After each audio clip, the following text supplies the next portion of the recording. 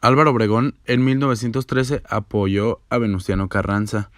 Ayudó a someter a las diferentes fuerzas rebeldes encabezadas por Francisco Villa y Emiliano Zapata. Perdió su brazo derecho en una batalla cerca de León contra Villa. Al ser elegido Carranza como presidente en 1915, fue designado secretario de guerra, cargo en el que se mantuvo hasta el año 1917.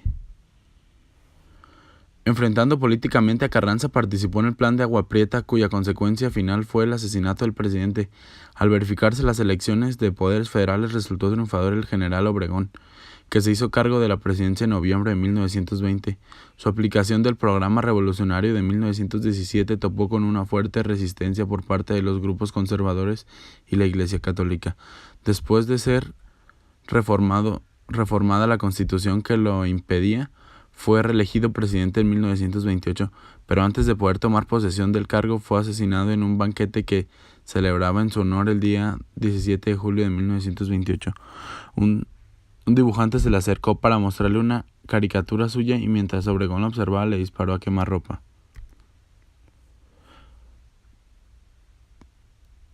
Después de que Adolfo Huerta entregó el poder, se convocaron elecciones presidenciales. El Congreso de la Unión lo declaró como presidente electo y el 1 de diciembre de 1920 rindió protesta como presidente constitucional de los Estados Unidos mexicanos. Durante su gobierno puso en marcha la Constitución carrancista de 1917. Enfrentó cuestiones de carácter fundamental para la reconstrucción del país.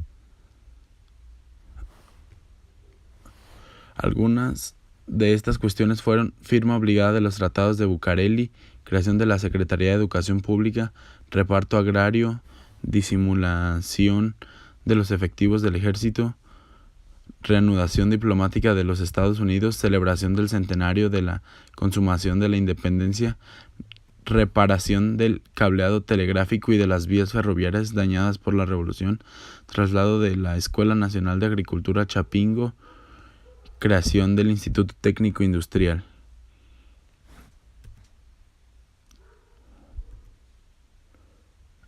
El gobierno de Obregón fue aceptado por los Estados Unidos de América, país que exigía la derogación de varios artículos de la Constitución de 1917. Los estadounidenses deseaban que el gobierno mexicano garantizara derechos de propiedad a sus connacionales radicados en México. Después de estos derechos, se derivó un primer proyecto que se le entregó a Obregón en 1921 llamado Tratado de Amistad y Comercio. En este se manejaba la idea de que un extranjero radicado en otro país tenía derechos que le permitieran tener propiedades y nacionalizarlas en un país ajeno al suyo. Obregón rechazó el proyecto. Mostró cierta flexibilidad hacia las peticiones, pero no permitió la injerencia extranjera al interior del país. Una de las primeras cosas que resolvió fue la reactivación del pago de la deuda externa. Los Estados Unidos reconocieron su presidencia hasta 1923, cuando éste firmó los tratados de Bucareli el 13 de agosto de ese año, en el cual nuestro gobierno daba permiso a las compañías extranjeras de extraer el petróleo a cambio de un tratado digno y equitativo. Así como él pagó a los estadounidenses de las tierras que le habían sido expropiadas con abonos, los tratados de Bucareli fueron solamente entre los presidentes de nuestro país y de Estados Unidos. La creación de las EPI Misiones Culturales se creó a partir de su antecesora, la Secretaría de Institución Pública y Bellas Artes. Entre sus propuestas estuvo la creación de las misiones culturales. Estas misiones formaron parte de la llamada Cruzada de la Ignorancia, la incorporación de las etnias indígenas y del campesinado, proyecto de nación civilizada. Estas misiones tenían el fin de educar a las personas. Nació la idea de generar escuelas rurales. El muralismo. Mural es una pintura plasmada en un mural. Técnicas más usadas son las pinturas fresco y pintura en la Eucaristía. En el muralismo, temas nacionales como la Revolución Mexicana y el indigenismo como expresiones de corrientes ideológicas. Se inició en el año de 1921. El impulsor del muralismo fue José Vasconcelos. Sus principales representantes son Diego Rivera, José Clemente Orozco y Rufino Arellanes Tamayo. Reparto agrario y asesinato de Villa, rebelión de la Huertiza. Obregón trató de llevar a cabo la reforma agraria y hacer realidad los ideales de la revolución respecto a la tierra, así como los preceptos de la Constitución de 1921. de 1917. Adolfo de la Huerta comenzó las gestiones gubernamentales para el derrocamiento de Villa el 26 de junio de 1920, cuando firmó los convenios de Sabinas. Se centraba en que Villa dejara las armas y se retirara pacíficamente del conflicto revolucionario armado.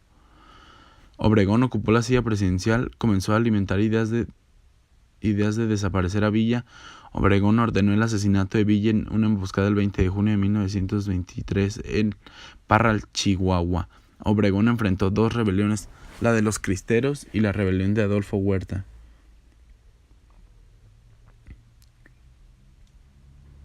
A finales de 1923, Huerta se convirtió en precandidato a la presidencia del país, pero Obregón apoyaba a Plutarco Elías Calles.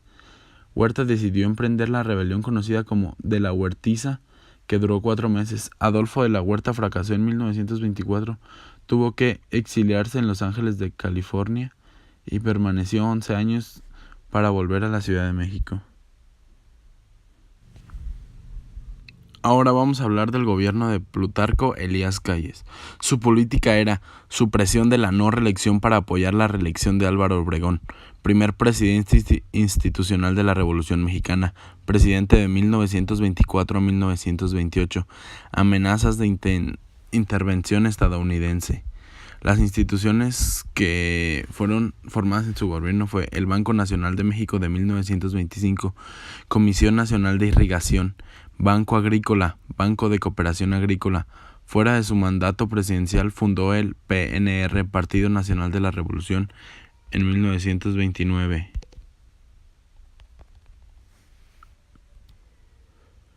Las leyes que se crearon durante su gobierno fue Ley de Pensiones Civiles, Ley de Seguridad Social para los Trabajadores del Estado, Ley Reglamentaria del artículo 27, sumisión de las empresas extranjeras a los tribunales nacionales y limitaba el alcance de concesiones extranjeras.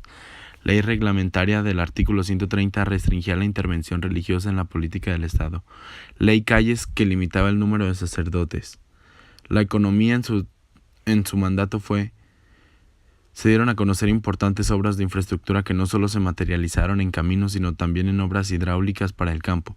Se dio mucho el apoyo agrario, que orientó la capacidad financiera hacia ese sector y posibilitó créditos de fomento para desarrollar la producción y explotación de minas.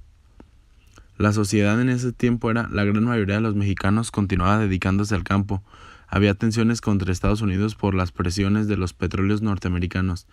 Gracias al artículo 130 inició la Guerra Cristera, que fue un conflicto armado que se prolongó desde 1926 a 1929 entre el gobierno de Plutarco Elías Calles y milicias de laicos, presbíteros y religiosos católicos que resistían la aplicación de la legislación y políticas públicas orientadas a restringir la participación de la Iglesia Católica sobre los bienes de la nación, así como en procedimientos civiles.